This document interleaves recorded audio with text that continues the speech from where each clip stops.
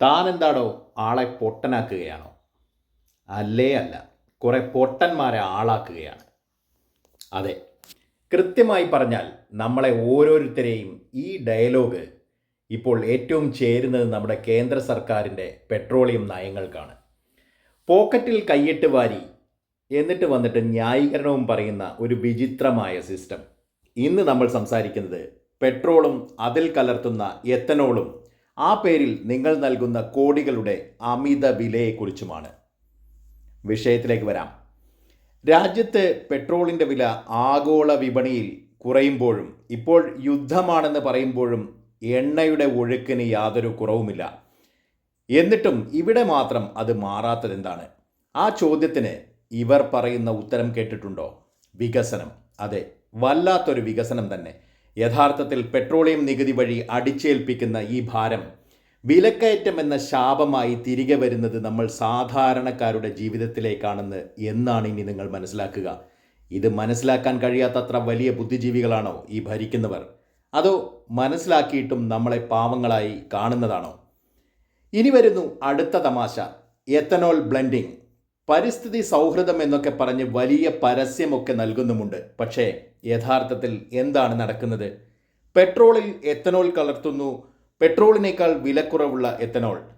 ഇത് കൂടുമ്പോൾ സ്വാഭാവികമായും പെട്രോളിൻ്റെ വില കുറയേണ്ടതല്ലേ? എവിടെ? ആ കുറവെവിടെ? അത് നമ്മുടെ പോക്കറ്റിലേക്ക് തിരികെ വരുന്നുണ്ടോ? ഇല്ല, അത് മുഴുവൻ ഖജനാവിലേക്ക് പോകുന്നു എന്നുള്ളതാണ് യാഥാർത്ഥ്യം. നമ്മൾ നൽകുന്ന പണത്തിന് കൃത്യമായ ഗുണമേന്മയില്ലാത്ത ഇന്ധനം കിട്ടുന്നു, എന്നിട്ടും പഴയ വില തന്നെ കൊടുക്കേണ്ടി വരികയും ചെയ്യുന്നു. ഇത് പകൽ കൊള്ളയല്ലാതെ മറ്റെന്താണ്? ഒരു സ്റ്റേറ്റ് ചെയ്യുന്നത് കൊണ്ട് ഇതിനെ ന്യായീകരിക്കാനാവുമോ? ഇനി നമ്മുടെ പ്രിയപ്പെട്ട ഗതാഗത മന്ത്രി നിതിൻ ഗഡ്കരി സാർ പറയുന്നതൊന്ന് കേൾക്കാം. ഈ സാറ് പറയുന്നതൊക്കെ കേട്ടാൽ തോന്നും നാളെ മുതൽ വണ്ടികളൊക്കെ വെള്ളത്തിലൂടുന്ന എൻജിൻ അല്ലേ, ആ തരത്തിലേക്ക് മാറുമെന്ന്. പക്ഷേ യാഥാർത്ഥ്യം എന്താണ്?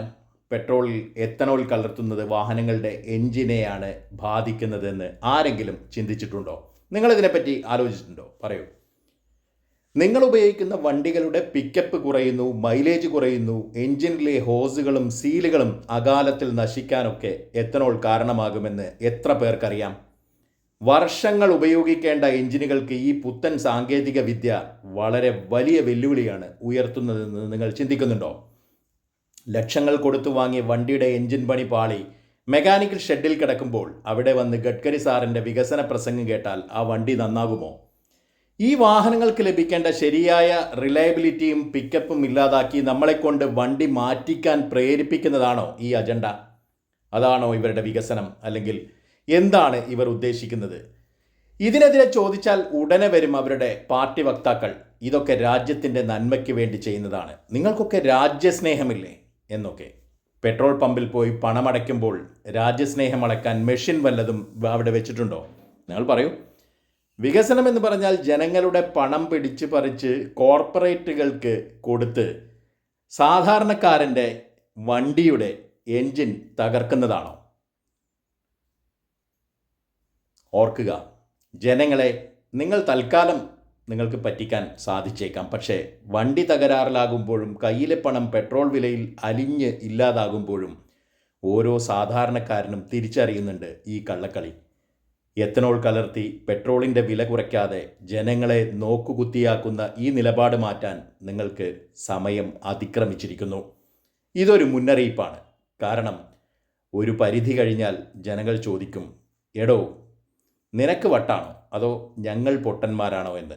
ആ ചോദ്യത്തിന് മറുപടി പറയാൻ അന്ന് വേദിയിൽ നിൽക്കുന്നവർക്ക് സാധിക്കില്ല. ജനം എല്ലാം കണ്ടുകൊണ്ടിരിക്കുകയാണ്. വോട്ട് പെട്ടിയിൽ വീഴുമ്പോൾ മറുപടി ലഭിക്കും, കൃത്യമായി തന്നെ.